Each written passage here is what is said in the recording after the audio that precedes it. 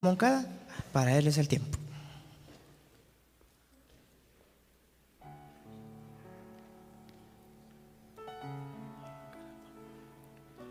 Muy bien, vamos a continuar edificando lo que hemos venido construyendo desde temprano y estamos, decíamos, navegando la historia y hemos visto cómo el Señor ha ido guiando, a pesar de que pareciera lo contrario, Él ha ido permitiendo y ha ido guiando a su pueblo, ¿cierto? Nosotros hablábamos esta mañana y concluimos que al final del tiempo el Señor iba a levantar un pueblo. Ese pueblo, cuando Guillermo Miller estudiaba la profecía de hasta 2300 tardes y mañana, eso lo llevó a él a la conclusión del año 1843, la primera parte. Pero después, reestudiando, se llegó a 1844, que es la fecha cuando se inicia el tiempo del fin. Después de ese tiempo del fin se iba a levantar un pueblo que iba a restaurar todas las verdades, tal y como está en la Escritura. ¿Correcto? Todo eso lo hemos ido estudiando y hemos visto que no solamente somos una iglesia más, que hemos querido formar parte de una iglesia, sino que estamos siguiendo los eventos proféticos. Por eso en la lectura bíblica, que ha sido Daniel 8:14, este fue el gráfico que Guillermo Miller en aquellos días arribó y concluyó. Y ese mensaje se fue regado al mundo entero y por eso las multitudes aparentemente se llenaban carpas, mucha gente aceptaba a Cristo supuestamente porque querían ir al cielo. ¿Cierto? Estas son fotos que sucedieron en aquellos años, pero un paréntesis acá, hermanos. Esta profecía, por así decirlo, es el ID del pueblo de Dios. Y animo a cada uno de nosotros, o a cada uno de ustedes, que lo estudiemos y que lo aprendamos, pero que tiene que estar en la mente. Porque va a llegar momentos en que nosotros vamos a tener que ir a exponer estos temas. Y tenemos que saber cuándo empiezan, cuándo terminan. Así que les animo a que estudiemos la profecía de los 2300 días. Entonces, las multitudes iban, pero cuando Cristo no vino, ¿qué sucedió? Ya sabemos que salió un chasco, ¿verdad? Y eso fue también un zarandeo, porque todas esas multitudes que aparentemente iban para el cielo, abandonaron la iglesia. ¿Amaban a Cristo? No lo amaban. Porque si lo hubieran amado, se hubieran puesto como los pioneros a estudiar por qué razón Cristo no había venido. ¿Ok? Entonces, la inspiración en el conflicto de los siglos nos dice la razón. La venida del Señor a su templo fue repentina, de modo inesperado para su pueblo. Este no le esperaba allí, esperaba que vendría a la tierra en llama de fuego para dar el pago a los que no conocieron a Dios ni obedecen el Evangelio. Allí lo estaba esperando el pueblo de Dios, porque Miller interpretó que la tierra era el santuario, ¿cierto? Sigue diciendo, pero el pueblo no estaba aún preparado para ir al encuentro de su Señor. Todavía le quedaba una obra de preparación que cumplir. En aquellos días, cuando se formó ese movimiento, había muchas falsas creencias. Entre ellas estaba, por ejemplo, ellos pensaban de que el espíritu se salvaba aunque el cuerpo no importaba, y por eso comían cualquier cosa. Pensaban también en la inmortalidad del alma. Entonces todas esas cosas que son falsas, el Señor tenía que enseñarles, porque todos esos errores el Señor tiene que sacarlos de nuestra mente. Entonces por eso había todavía que quedaba una hora de preparación para cumplir. Debía serle comunicada una luz que dirigiría su espíritu ¿hacia dónde? Hacia el templo de Dios en el cielo, y mientras siguiera allí por fe a su sumo sacerdote en el desempeño de su ministerio, se le revelarían nuevos deberes. Había de darse a la iglesia otro mensaje de aviso e instrucción.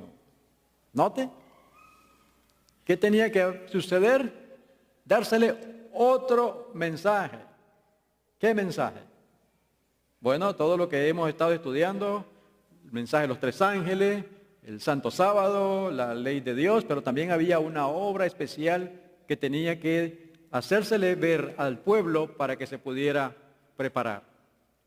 Lo hemos titulado a este estudio, el peor daño que se le ha hecho a nuestra amada iglesia. Ha habido muchos golpes que se le ha dado. Falsa doctrina, apostasía, tantas cosas que se han hecho. Pero el peor daño que se le ha hecho, vamos a estudiarlo en esta hora.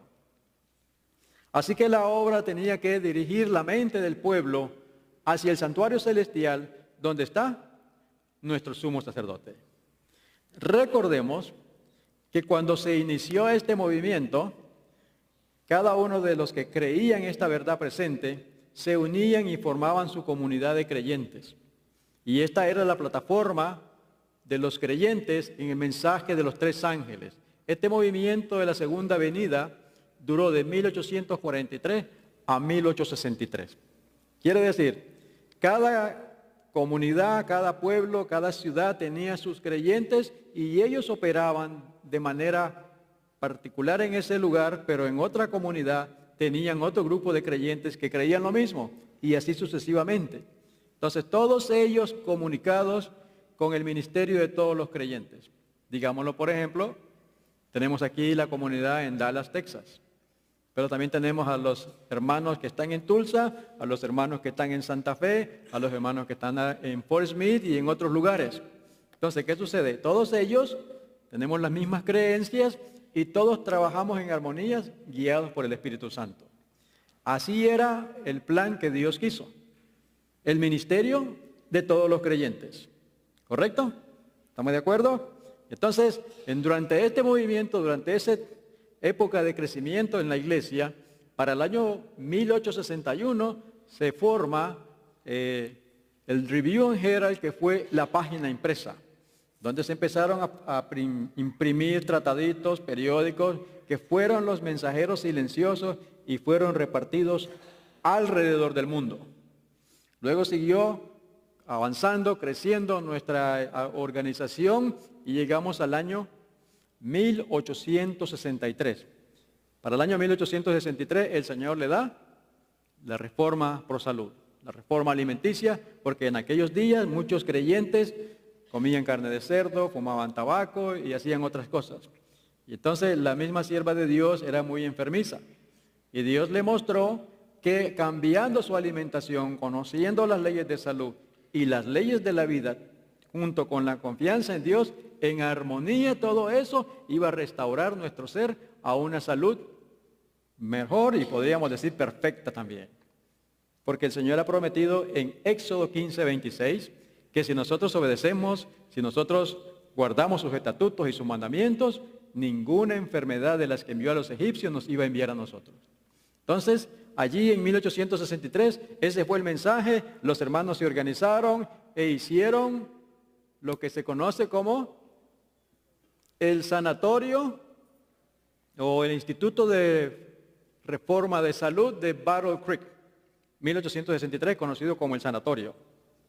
Y entonces la iglesia sigue creciendo y ahora había necesidad de organizarse. Y se reunieron los pioneros y sacaron este documento escrito en 1872. En 1872 dijeron ellos, después de haberse reunido y orado, los principios fundamentales enseñados y practicados por los adventistas del séptimo día. Y en aquellos días, eso lo puede conseguir en Google, está ese documento, el original, habían 25 creencias. Hoy tenemos 28. Pero a pesar de que hay más, algunas sacaron y han puesto otras. No son las mismas. Así que sería bueno repasar esas de 1872. Ahí ellos se organizaron de tal manera que hicieron una estructura parecida a esta, donde todo lo que los adventistas del séptimo día creemos está fundamentado ¿dónde? La palabra de Dios, ¿cierto? Cristo también, nuestro amante Salvador, es nuestro fundamento. Luego vino la plataforma del mensaje de los 3 ángeles, la verdad del santuario, Cristo nuestra justicia, la ley de Dios, que es la plataforma de la verdad, y el mensaje de salud. Con todo eso que estaba sucediendo en aquellos días, el Señor le dice, y vamos a ir a Apocalipsis 10, versículo 11. Vamos a ver este texto.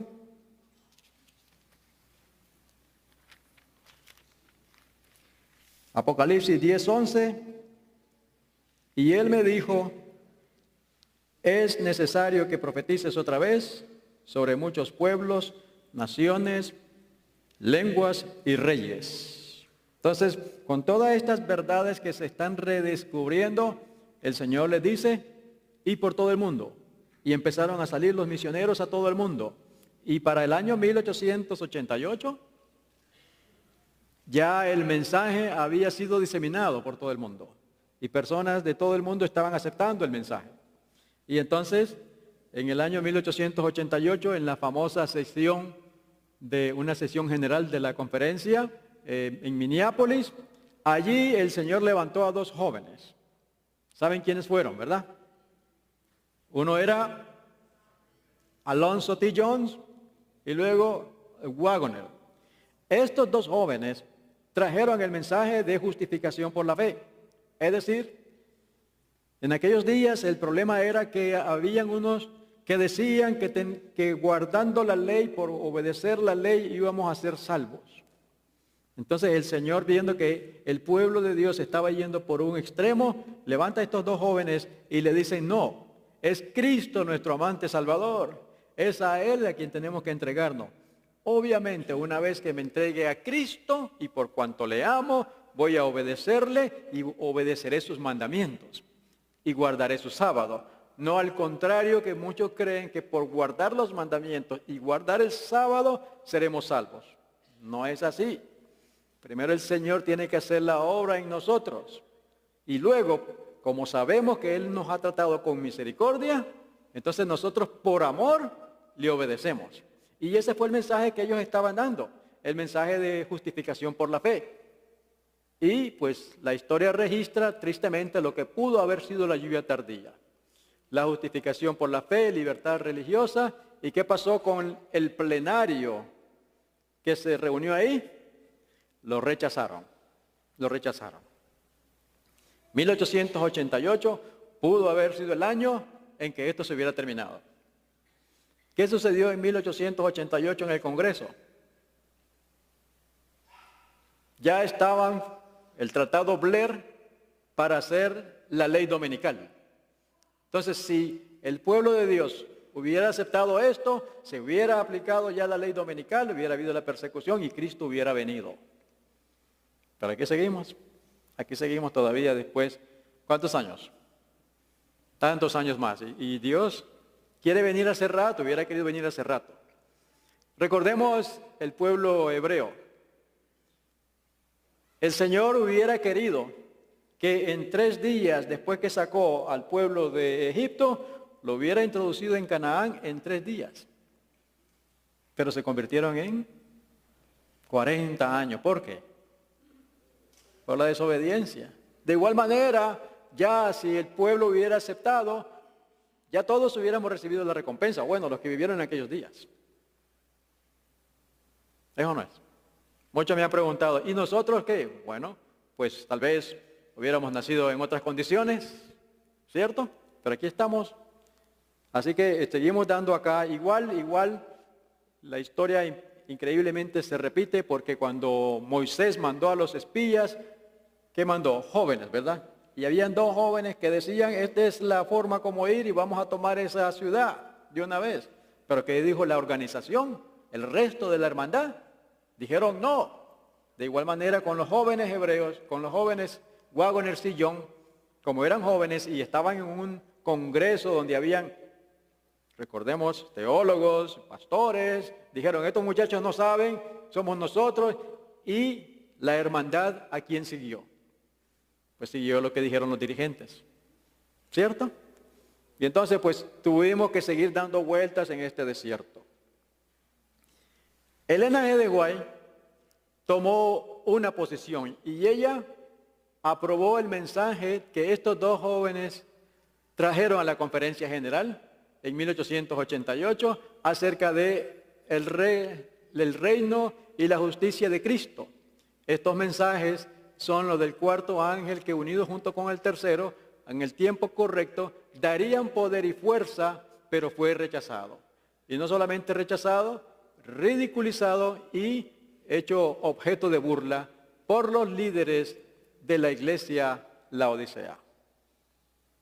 Eso es la historia que le ha sucedido a nuestra iglesia. Y ese fue un triste daño, pero no fue el mayor daño. ¿Ok? Hay un libro que nos habla de la historia de lo que sucedió ahí. Lo que todo adventista debería saber. Hay pocos, pero todavía los puede encontrar. El otro día, ahí buscando en Google, este libro en inglés. No sé si había un error ahí, pero ese libro tenía el valor de $1,500. Es oro. No sé si era un error, pero ahí lo estaban anunciando. Tal vez ya lo hayan vendido. Pero en esa sesión hubieron varios expositores. Entre ellos estaba Alonzo Jones, estaba Waggoner, pero había un tercero.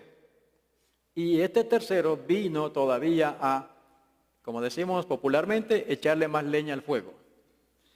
Fue en aquellos días el doctor John Kellogg, John Harvey Kellogg. John Harvey Kellogg se dirigió a la sesión también y él, como era el director de Battle Creek, empezó diciendo de que la obra de Dios era la obra médico-misionera. Pero el problema de él fue que atacó a los ministros. Entonces los ministros se pusieron en una posición contraria a la de él. Y desde entonces, nuestra amada iglesia ha estado sufriendo, por un lado jalan los ministros y por otro lado de los médicos misioneros. Y entonces se armó el gran conflicto y pues en ese tiempo sabemos que John Kellogg más adelante apostató. Pero en ese tiempo estaba siendo utilizado por el Señor. Y entonces pues se armó tanto conflicto en la organización que como Elena G. de White estaba aprobando lo que dijeron los jóvenes, entonces ¿qué hizo la organización? La mandaron a Australia. Allá lejos, vete a fastidiar. Pero dice el libro de Romanos, capítulo 8, que todas las cosas le ayudan a bien a los que llaman al Señor. Aquí estaba teniendo conflicto ella, pero allá Dios en Australia le dio la oportunidad de empezar el plan que Dios tiene para nosotros en este último tiempo. ¿Y cuál es ese plan? La obra médico-misionera, hacer sanatorios en lugares retirados de las ciudades, donde nosotros eduquemos a nuestros hijos. Cada uno de estos niños acá, cada uno de estos jóvenes acá tiene el potencial de ser médicos misioneros. Entonces, note, por un lado, nosotros decimos ser el pueblo de Dios, decimos ser el remanente, decimos ser el pueblo de Dios de los últimos días, más sin embargo, de lunes a viernes, ¿a dónde están yendo a nuestros hijos? A la escuela. ¿Quién les está enseñando? Babilonia. Están yendo a las escuelas de Egipto. Imagínense mandar a nuestros niños a un sistema escolar donde ahí se aprueba la homosexualidad, las drogas, el espiritismo. Entonces, imagínate tú haciendo la obra durante los días de la semana, durante sábado y domingo, o los días en tu casa tratando de enseñarle el buen camino a Cristo, a Dios, pero el niño se va a la escuela. Y toda esa influencia de los amiguitos, y tú crees que nuestros niños están preparados para soportar la burla o el bullying, todo lo que se burlan de nuestros muchachos, de nuestros niños. Por esa razón el Señor dice, no, mi pueblo tiene que estar separado donde nosotros mismos eduquemos a nuestros niños. les eduquemos de la manera como Dios del cielo está diciendo. Así que ella, allá en Australia, empezó ese plan piloto. Ahora, ¿vamos bien hasta aquí? Y hoy sabemos toda la obra que sucedió allá en Australia, en Avondale. Y ella nos escribe y nos dice en el libro Hijas de Dios, debemos darle al Señor la posibilidad de realizar su trabajo, su gran trabajo por el alma. Cristo es nuestra suficiencia y cada uno de nosotros debe entender cómo la palabra de Dios se puede cumplir en nosotros. Cristo estaba en el mundo. Ahora, ¿quiénes están? Estamos nosotros. Entonces nosotros estamos llamados a hacer la obra de Cristo. ¿Hay enfermos en el mundo? ¿Hay enfermos en el mundo? Están sufriendo. ¿Y dónde está la solución? Ahí está el pueblo de Dios. Ahí está el pueblo de Dios. Esto es lo que está diciendo aquí. Sigue diciendo. Ahora note, hermanos, lo importante de esto. Si en este mundo reflejamos la imagen de Cristo en nosotros, también la reflejaremos en el cielo. Gloria a Dios. Si en este mundo, y la inspiración nos dice más, así como tenemos un lugar en el cielo, ciertamente tenemos también un lugar en esta tierra donde debemos trabajar. ¿Estamos trabajando como Dios dice? Vamos a ver. Sigue diciendo la cita esa. Si en este mundo no nos parecemos a Él, tampoco Él nos reconocerá como suyos cuando venga en su gloria y todos los santos ángeles con Él. ¿Está claro ahí? Si en este mundo hacemos su obra y somos como Él, entonces estaremos en el cielo. Pero si no lo hacemos, Él no nos va a reconocer como de Él. ¿Está claro? ¿Cuál es la obra de Dios?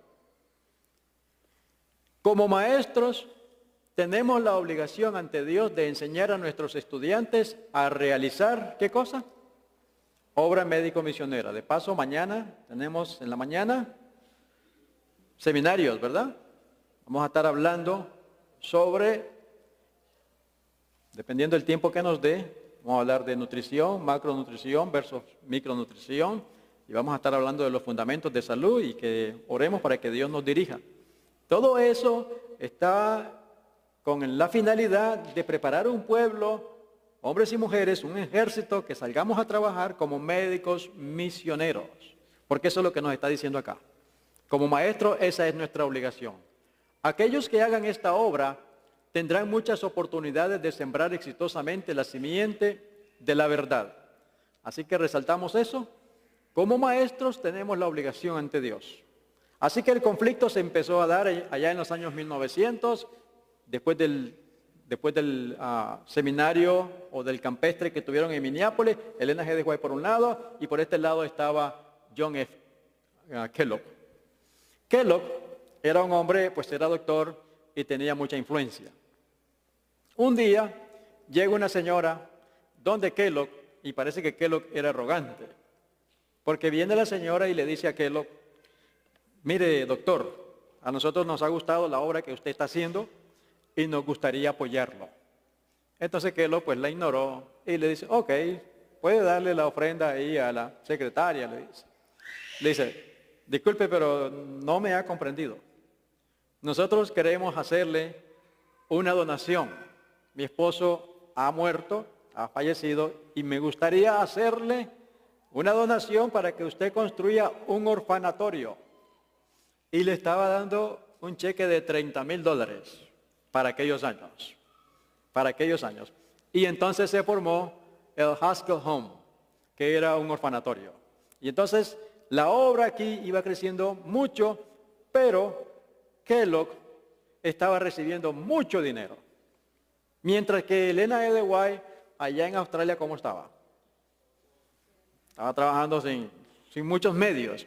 Y entonces Elena G. de White decía que pues las bendiciones que Dios estaba dando aquí, las compartieran por allá también. Y eso a Kellogg no le gustó. Entonces acordémonos que empezó a pelear con los ministros y ahora que Elena G. de White le estuviera diciendo eso lo fue empujando a él a la apostasía. A pesar de que Kellogg había sido criado, educado por Elena G. de White. Y ella fue la que le ayudaba muchísimo. Pero ahora eso no le gustó a él. Y se lanzó en la apostasía abierta. Otra cosa era que todos los medios los estaban concentrando ahí en Battle Creek. El Señor mandó un mensaje donde les dijo que los hijos adventistas no todos tenían que ir allí, sino que más bien el plan de Dios es que hicieran esa misma idea alrededor del mundo. Y que ahí pues Dios iba a dar su bendición. Y mandó el Señor este mensaje. Por medio de la luz dada en los testimonios, el Señor ha indicado que Él no desea que los estudiantes abandonen las escuelas y los sanatorios de su región para ser educados en Battle Creek. Todo el mundo quería ir a Battle Creek y el Señor dice, no, quédense allí en sus lugares, porque allí estamos trabajando también. Siguió diciendo, nos dio instrucciones para mudar el colegio de este lugar. Esto se hizo, pero las instituciones que quedaron dejaron de hacer lo que debían para compartir con otros lugares los recursos que aún estaban centralizados en Battle Creek. Entonces todas las finanzas estaban yendo para allá y el Señor Jesús dice, no, porque tenemos que llenar la tierra entera con estos sanatorios, porque hay enfermos por todas partes. Y de esa manera el mensaje va a ir por el mundo entero, pero ellos no lo hicieron. Como resultado, el Señor demostró su desagrado al permitir que los edificios principales de estas instituciones fueran destruidos por el fuego. Y la inspiración nos dice que ángeles de Dios le pegaron fuego a eso. Porque el Señor quería que se distribuyeran alrededor, que no nos concentremos, sino que crezcamos y salgamos a hacer la obra por el mundo entero. Así que esa era la historia en los primeros días, los años turbulentos de nuestra organización, del pueblo remanente. Y volviendo otra vez, esta era la plataforma. Cada congregación trabajando, pero todos guiados por el Espíritu Santo.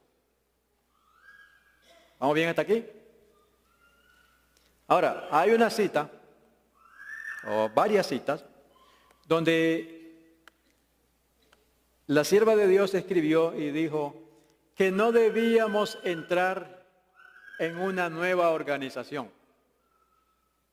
Y muchos la usan, pero le dan vuelta a lo que realmente ella dijo. Recordemos que esta era la estructura, la plataforma de todos los creyentes. Cada pueblo o cada iglesia aquí trabajando en armonía con las indicaciones de Dios. La ciudad vecina iba a ser lo mismo, ¿ok? Pero todos los creyentes. Cuando ella dice no debemos entrar en una nueva organización, se refería a esto. Para el año 1901 se decidió organizar esto a como está actualmente. Entonces, ¿qué es lo que estaba diciendo Elena G. de White? No debemos entrar a una nueva organización, sino que debemos trabajar de acuerdo al plan que Dios nos ha dado. Esta nueva organización para aquellos días, pero como nosotros hemos venido en los últimos días, creemos que esa es la organización. Pero para ellos esa era la nueva organización que Elena G. de White estaba diciendo, no entren ahí. ¿Por qué? Fijémonos que esto es una réplica de los papistas. Un hombre a la cabeza y luego todos organizados de tal manera que controlan a los miembros. Y entonces los miembros, ¿cómo estamos? Amarrados. El Señor nos ha dado ministerios a cada uno de nosotros. Cada uno de nosotros es un ministro del Dios del cielo, ¿cierto? Y tenemos que echar a andar ese ministerio, porque si no lo echas a andar, personas no van a conocer la verdad. Nosotros no tenemos que seguir un plan de una organización, sino el plan que Cristo dijo. ir por todo el mundo y llevar estas nuevas de salvación. ¿Cierto? Eso es nuestro trabajo del pueblo de Dios. Entonces, ¿están conmigo? Esta es la plataforma de todos los creyentes. Esta organización o este pueblo aquí está trabajando, tienen su pastor, sus ancianos, tienen el plan de Dios y luego la comunidad vecina tiene lo mismo y como hermanos estamos trabajando. Pero no hay una estructura donde hay alguien a la cabeza. Es sencillo, porque Dios sabe que si hay un solo hombre, Satanás lo va a manipular más. En cambio, si somos todos nosotros, es difícil que nos controle, ¿cierto? Entonces, esta es la estructura original del movimiento adventista del séptimo día. Y entonces cuando ella dice, no debemos entrar a una nueva organización, se estaba refiriendo a esto. Entonces, ¿quiénes están correctos? ¿Estos o estos? Esta es el ministerio de todos los creyentes. Esta es la que Dios está aprobando, no estas. ¿Se da cuenta? Y a partir de allí, como ellos se organizaron de esta manera, contrario a lo que Dios ha dicho, porque, por ejemplo, el pueblo de Dios es guiado por la palabra de Dios. Ellos en concilios y que hacen manual de iglesia. Y el manual de iglesia lo ponen arriba de la Biblia. ¿Es correcto eso? Y encima lo están cambiando cada 5 años y cada vez bajando más las normas. Interesante que un hermano me comentaba que dicen que acerca del adulterio. El pastor le estaba diciendo a este hermano, bueno, es que el adulterio es muy amplio ahora. Dice, porque si tú te peleas con la esposa, pues tú te puedes separar de ella, no hay ningún problema. Dice, porque cae en adulterio. Dice, ¿quién dice eso? ¿Ah? Cualquier excusa entonces, porque como es muy amplio, tú te puedes separar de la mujer, dice. ¿Quién dice eso? Pues los hombres. Los hombres, Dios no dice eso.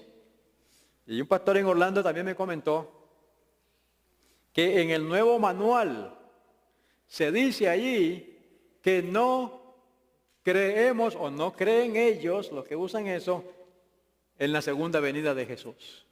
Que no se debe predicar eso. Oiga, ¿hasta dónde van a llegar? Por eso, ¿cuál es la obra de Dios? ¿Cuál es la organización de Dios? Esta, el cual el Espíritu Santo lo está guiando. Espero que quede claro entonces. No estamos atacando a nadie, pero estamos viendo la historia de cómo se están dando los eventos. ¿Ok? Entonces, mis hermanos, el Señor nos llama a la unidad, a la integridad general. Debemos ser uno en la fe. Deseo deciros que cuando los ministros del Evangelio y los obreros médicos misioneros no están unidos, se coloca sobre nuestras iglesias el peor mal que se puede concebir. ¿Cuál es el peor daño a la iglesia? Esa guerra que hay entre ministros, entre comillas, y médicos misioneros. Es que la obra médico-misionera es el brazo derecho del mensaje de los 3 ángeles, que abre la puerta, que llegamos donde los enfermos para que el mensaje del Evangelio pueda llegar. ¿Cierto? No podemos poner a uno sobre el otro, sino que son complementarios. Y debemos trabajar en armonía. Por eso, ¿qué es un ministro? Eso lo vamos a tener que estudiar más adelante. Pero usted lo puede estudiar en la Biblia, ahí lo dice. Las características del ministro. Y el ministro tiene que combinar estas 2 tareas. La obra médico-misionera y el Evangelio. Ministerio de Curación nos dice que Cristo sanaba tanto el alma como el cuerpo. Y aún nos dice más, la Biblia nos dice más, y el Espíritu Profecía, Ministerio de Curación, que Cristo dedicó más tiempo a la predicación.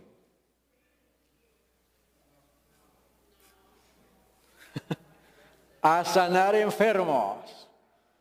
Cristo dedicó más tiempo a sanar enfermos. Esta organización lo que ha hecho es solamente bla, bla, bla, bla. ¿Cierto? Y no están haciendo nada. Los mismos hermanos de la congregación están enfermos. Pero Jesús dijo que ninguna enfermedad nos iba a enviar. Porque es que se ha rechazado ese mensaje. Desde los días de Kellogg, peor ahora. Dice Consejo sobre el régimen alimenticio. ¿Será posible que a Dios le agrade que sus ministros, por ejemplo y precepto, contradicen la luz que a Él le ha placido darnos? Y muchos dicen ellos que son ministros, pero están yendo en contra de la luz.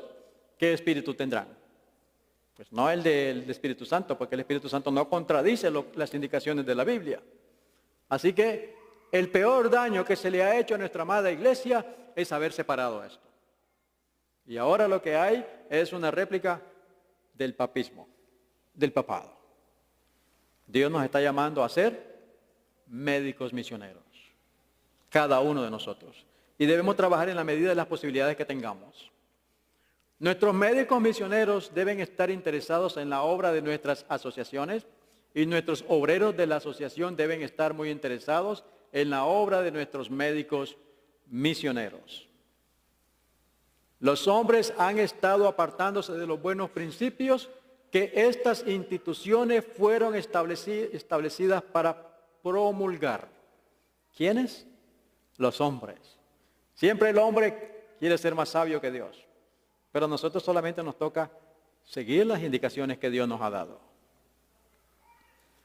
Han dejado de hacer la obra misma que el Señor ordenó, que debe hacerse para preparar a un pueblo que ha sido llamado a edificar las ruinas antiguas y a reparar los portillos, como está representado en el capítulo 58 de Isaías. Y vamos nosotros a estudiar Isaías 58, pero por el tiempo ya no lo vamos a poder hacer, pero estúdielo en casa. Isaías 58, ahí está nuestra obra para estos últimos días. Estúdielo con oración, ¿ok? Ahí está el verdadero ayuno, ahí está la obra que Dios quiere para su pueblo. Dice el Señor entonces que han dejado de hacer la obra misma que el Señor ordenó. En este pasaje de Isaías 58 se define claramente el trabajo que debemos hacer como obra médico-misionera. Esta tarea debe llevarse a cabo por todas partes. Dios tiene una viña y anhela que esta viña sea trabajada desinteresadamente. No se debe descuidar ninguna de sus partes. La porción más descuidada necesita que los misioneros más despabilados hagan en ella la obra que por medio del profeta Isaías el Espíritu Santo ha señalado. Y luego aquí sigue diciendo, se me ha instruido a guiar a nuestro pueblo al capítulo 58 de Isaías. Así que estudie Isaías 58. ¿Ok? Esa es la tarea que le está dejando el Señor en esta hora. Estudiar, no solamente leerlo, y pedirle a Dios, Señor, qué es lo que hay ahí para nosotros. Leed detenidamente este capítulo para que comprendáis la clase de ministerio que comunicará, ¿qué cosa? Vida a las iglesias. Entonces, si este mensaje, si este capítulo comunicará vida a las iglesias, ¿cómo están las iglesias? Están muertas, porque no están siguiendo las indicaciones de Dios. Y entonces por eso estamos luchando y batallando, haciendo obra, y es que Satanás todo lo mutila. Decimos obra misionera, pero en realidad es obra médico-misionera. ¿Ok? Cuando salimos es la obra médico-misionera. La obra del Evangelio debe avanzar mediante nuestra liberalidad, tanto como por nuestras acciones. Cuando encontréis almas dolientes que necesiten ayuda, dádsela. Cuando halléis hambrientos, alimentadlos. Al hacer esto estaréis obrando a semejanza del ministerio de Cristo. ¿Vamos bien hasta aquí? Muchos, cuando hacen las fiestas o los feriados, hacen banquete. Pues, si lo quiere hacer, pero invite a alguien que no le va a agradecer o que no tiene con qué devolverle. ¿Cierto? Ahí estaremos haciendo la obra de Cristo, dando de comer al enfermo, al hambriento, atendiendo al enfermo, al necesitado. Es la obra que Cristo nos dio. La santa obra del Maestro fue una labor benévola, que en todas partes se aliente a nuestro pueblo a tener una parte en ella. ¿Cómo está el pueblo de Dios? Porque se dice que este mensaje va a traer vida. ¿Cómo está el pueblo? El Señor quiere que despertemos. Quiere que despertemos porque el tiempo se está terminando. Ahora vayamos a Lucas capítulo 10, versículo 25. Aquí vamos a ver la pregunta del joven rico. Y se habla mucho de eso y se da vuelta y vuelta, ¿verdad? Pero no se enfoca en lo que la pregunta que el joven rico le está haciendo al Señor. Lucas capítulo 10, versículo 25. De paso, un paréntesis aquí. Porque nuestra mente ha sido condicionada. Obviamente venimos muchos de la iglesia popular y estamos arrastrando todavía conceptos de ellos. Pero el pueblo de Dios tiene que ser completamente diferente. Y lo he escuchado este día y no estoy criticando, simplemente para que lo analice y lo ponga en práctica si es así. Resulta que muchos dicen, vamos al libro de San Lucas. O el libro de San Juan. ¿De dónde viene ese San? ¿Y nosotros somos?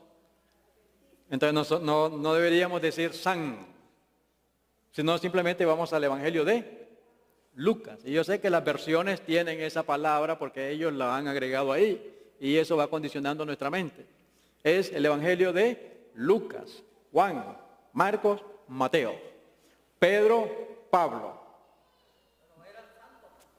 Correcto, pero ese pensamiento lo ha puesto aquí la iglesia popular. Entonces todavía estamos arrastrando algunas costumbres de ellos. No. Y muchos consideran que es un pecado decir eso, ¿no? Porque ellos mismos dijeron, somos hermanos todos. Somos hermanos todos. Hoy, ¿quiénes son los santos? Nosotros, ¿verdad? Entonces no le voy a decir, bueno, santo de santo, es de nombre. ¿Verdad? Pero no le voy a decir, qué sé yo, San José, si es el hermano José. ¿Verdad que no? Esa palabra viene de allá. Un paréntesis nada más, que tenemos que ir trabajando con eso. Y se ha escuchado a varios predicadores, tal vez no han comprendido eso, pero acostumbrémonos a solamente decir Lucas, el Evangelio de Lucas, el Evangelio de Mateo, el Evangelio de Marcos, ¿verdad? Así que Lucas 10, versículo 25. Y he aquí un intérprete de la ley se levantó y dijo para probarle, maestro, ¿haciendo qué cosa heredaré la vida eterna? ¿Cuál es la pregunta? La vida eterna. La vida eterna. Ok. Él dijo, ¿qué está escrito en la ley? ¿Cómo lees? Aquel respondiendo dijo, amarás al Señor tu Dios con todo tu corazón, con toda tu alma y con todas tus fuerzas y con toda tu mente y a tu prójimo como a ti mismo. Y él le dijo, bien has respondido, haz esto y vivirás. Pero él, queriendo justificarse a sí mismo, dijo a Jesús, ¿y quién es mi prójimo? Respondiendo Jesús dijo, un hombre descendía de Jerusalén a Jericó y cayó en manos de ladrones, los cuales le despojaron e hirieron, se fueron dejándole medio muerto. Aconteció que descendió un sacerdote por aquel camino y viéndole pasó de largo. Asimismo un levita llegando de cerca del lugar y viéndole pasó de largo, pero un samaritano que iba de camino vino cerca de él y viéndole fue movido a misericordia. ¿Qué quiere el Señor que tengamos? Misericordia. ¿Cómo heredaré la vida eterna? Siendo misericordioso. ¿Cierto? Y acercándose viendo sus heridas, echándoles aceite y vino y poniéndole en su cabalgadura, lo llevó al mesón y cuidó de él. ¿Ok? Otro día al partir sacó 2 denarios y los dio al mesonero y le dijo, cuídamele, y todo lo que gaste de más yo te lo pagaré cuando regrese. ¿Quién pues de estos 3 te parece que fue el prójimo del que cayó en manos de los ladrones? Él dijo, el que usó de misericordia con él. Entonces Jesús le dijo, ve y haz tú lo mismo. Entonces se ha hablado mucho de la parábola del buen samaritano, ¿cierto? Pero la pregunta es, ¿qué haré para heredar la vida eterna? Dice la inspiración, aquí nuestro Salvador, de la manera más sencilla, expresa claramente las condiciones para heredar la vida eterna. El hombre que fue herido y robado representa a aquellos que necesitan nuestro interés, comprensión y apoyo. ¿Ok? Si descuidamos los casos de los necesitados y desafortunados cuya situación viene a nuestro conocimiento, no importa quiénes puedan ser, no tenemos seguridad de la vida eterna. No es liturgia, no es ceremonia, no es organización, sino que es, hagamos las obras de Cristo. Que seamos misericordiosos. Cuando hay una necesidad, la atendamos inmediatamente. Si no hacemos eso, dice, no importa quiénes seamos. Interesante, en esta parábola, menciona a un sacerdote. ¿A dónde iba el sacerdote? Iba corriendo, parece, a tener la prédica. ¿Cierto? Y lo mismo el levita. Iba tal vez a orar. Pero ahí estaba la necesidad. Ahí estaba la necesidad. ¿Quién hizo la voluntad de Dios? El samaritano, que para ellos estaba perdido. Interesante. ¿Cómo Dios le da lecciones a uno? El otro día estábamos con un carro con mi esposa y el carro no quiere arrancar. Y entonces ahí buscando cómo arrancarlo, de pronto apareció una camioneta y estaban dos, no sé cómo le dirán acá, de esos americanos cuello rojo, ¿sí? Pero parecía que venían del trabajo, bien sucio, pero también se miraba que estaban tomados. Y ellos iban a entrar a la tienda, pero cuando nos vieron a nosotros, a ver, ¿qué es lo que pasó ahí? Y empezaron y trabajaron y arrancaron el carro. Y le digo a mi esposa, mira, esto nos dieron una bofetada. Porque cualquiera diría, esos están perdidos. Pero ellos fueron movidos a misericordia. ¿Quién hizo mejor la obra de Dios? Ellos. Por eso el Señor dice que Dios tiene pueblo en todas partes. No por lo que sabemos, no por la ceremonia, no por la liturgia, sino porque tenemos que hacer la obra de Dios. Lamentablemente, todo este ritual nos está endureciendo los corazones. ¿Eso no es? Pero tenemos que ser movidos a misericordia. A nuestro alrededor hay enfermos, hay necesidades. Eso no es. Esta es la obra, esta es la vida que Cristo nos ha llamado a vivir. Ayudar al necesitado. Ayudar al prójimo. Y esta gráfica me impacta porque noten, es una morena con una blanca. ¿Se quieren esas razas? Hay guerra entre ellos, ¿verdad? Hay odio entre ellas. Mas, sin embargo, me imagino cuando la blanca se despierte y vea eso, ¿qué hará con su corazón? Lo va a enternecer. Lo va a enternecer. Y nosotros también debemos de ser así como representantes de Cristo en la tierra. Bendecir, sanar, ayudar. ¿Cierto? Para eso hemos sido llamados. Por eso, ¿cuál ha sido el peor daño que se le ha hecho a nuestra amada iglesia? Nos estamos volviendo muy litúrgicos. ¿Sí o no? Muchas ceremonias. Pero la obra a la cual Dios nos está llamando, aquello es necesario hacer. Aquello es necesario hacer. Todo lo que aprendemos, todas las doctrinas son muy importantes porque son la verdad. El eslabón de la cadena que Dios ha tirado a esta tierra con las verdades presentes. Pero eso me tiene que llevar a mí a la acción. A la acción. ¿Se acuerdan ustedes cuando el Señor venga y llame a todas las naciones y ponga a uno a la derecha y a otros a la izquierda? ¿Y qué les va a decir a los de la derecha? Benditos de mi Padre porque ustedes sabían todas las profecías. ¿Verdad? Sí, también tenía que saber la profecía. Pero si tuve hambre, me diste de comer. ¿Cierto? Tuve sed, me diste de beber. ¿Se da cuenta? Esa es la obra. Ese es el peor daño que se le ha hecho. Eso es lo que Satanás no quiere que despertemos. Si este pueblo se organiza y hace la obra del Señor y empezamos a aliviar el hambre que hay, entonces Satanás sabe que sus días están contados. Y ahí empezaría la persecución. ¿Están conmigo, hermanos? ¿Está quedando claro? Esto es lo que tenemos que hacer.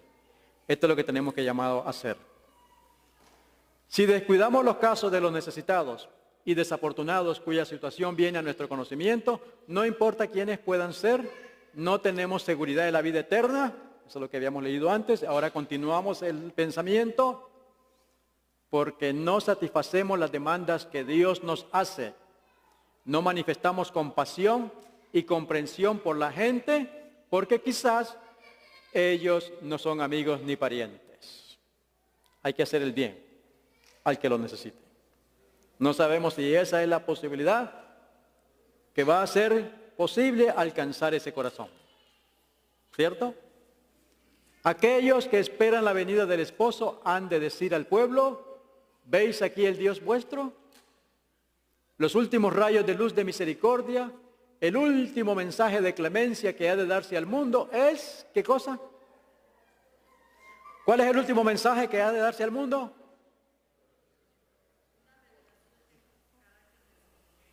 En otra palabra, es Cristo mismo viviendo en la tierra a través de sus hijos. Ese es el último mensaje. Entonces no es aquel que están diciendo la bestia, no. El último mensaje de misericordia es el mensaje de que va a revelar que hay un Dios en el cielo que ama a todas las criaturas y que está sanando, pero a través de su pueblo en esta hora. ¿Se dan cuenta, hermanos? ¿A qué Dios nos está llamando? Tenemos que movernos de la teoría a la práctica. A la práctica. Los hijos de Dios han de manifestar su gloria. En su vida y carácter han de revelar lo que la gracia de Dios ha hecho por ellos. ¿Qué ha hecho Dios por ti? ¿Se acuerdan cuando el endemoniado quería seguir a Cristo Jesús? El endemoniado gadareno. Gadareno, no ganadero, ¿verdad? Gadareno, ¿verdad? Quería ir con el Señor Jesús. ¿Y qué le dijo el Señor Jesús? Ve y cuéntale a los tuyos cuán grandes cosas Dios ha hecho contigo. Ese es nuestro mensaje. Eso es lo que Dios nos está llamando, a llevarlo a la práctica. Una que sí lo hizo fue la sierva de Dios. ¿Qué dije? La sierva de Dios, porque no estamos adorándola a ella, ¿verdad que no?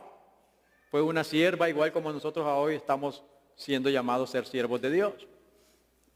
Un legado de luz, Elena G. de White, que vivió del 1827 a 1915.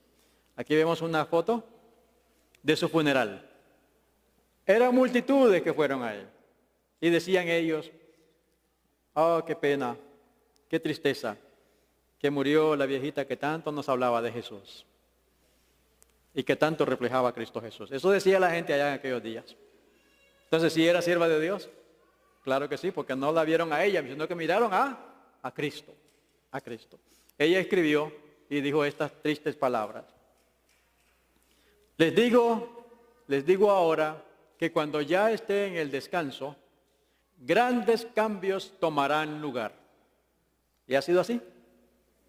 ¿Ha sido así? ¿Por qué? Porque ha habido, el maligno se ha infiltrado, y por eso es que seguimos dando vueltas en este mundo. ¿Cuánto queremos pedirle a Dios? Señor, ayúdame a hacer la obra que tú me estás llamando a hacer, para que podamos alcanzar a aquellas personas. Hay mucha gente sufriendo, hay mucha gente necesitada, y tú y yo somos los representantes de Dios en esta tierra.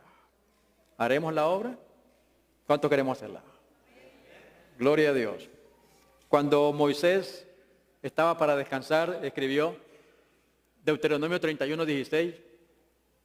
Y Jehová dijo a Moisés, oiga, que es Jehová hablando: he aquí, tú vas a dormir con tus padres, y este pueblo, ¿qué hará?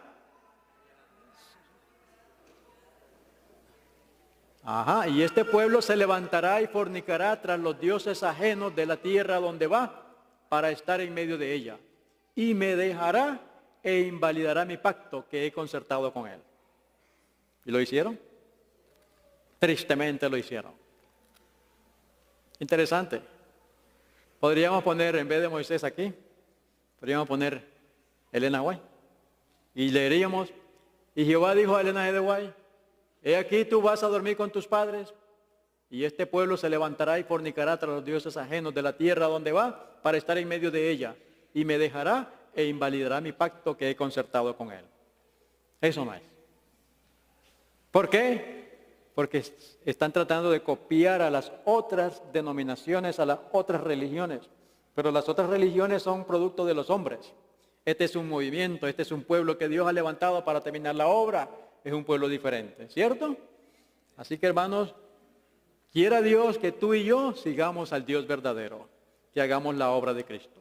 Así que Elena G. de White muere, y Deuteronomio 31:29 también dice, porque yo sé que después de mi muerte, así le escribió Moisés al pueblo, podríamos hacer lo mismo acá, porque yo sé que después de mi muerte, ciertamente os corromperéis y os apartaréis del camino que os he mandado, y que os ha de venir mal en los postreros días. ¿Está sucediendo eso? Lamentablemente la historia se repite. Se cumple, ¿cierto? El paralelo profético. Pero si ellos quieren seguir eso, pues allá ellos. Tú y yo tenemos la oportunidad de escoger el camino que Dios nos está diciendo o seguir a las multitudes. La mayoría de la gente dice, ¿a dónde va la gente? ¿Dónde va Vicente? ¿Dónde van las multitudes? No, porque ahí son millones. No, pero el Señor solamente quiere un remanente, un grupito, que hagamos la obra de Cristo. ¿Cuánto nos alistamos en ese ejército? ¿Cuánto vamos a empezar a trabajar en esta dirección? A hacer la obra que el Señor nos ha encomendado. Cristo está volviendo, Cristo está preparando un pueblo, Cristo está recogiendo a sus hijos. Quiere Dios del cielo que tú y yo podamos estar entre ellos. Que Dios nos ayude en esta primera parte. Señor bendiga.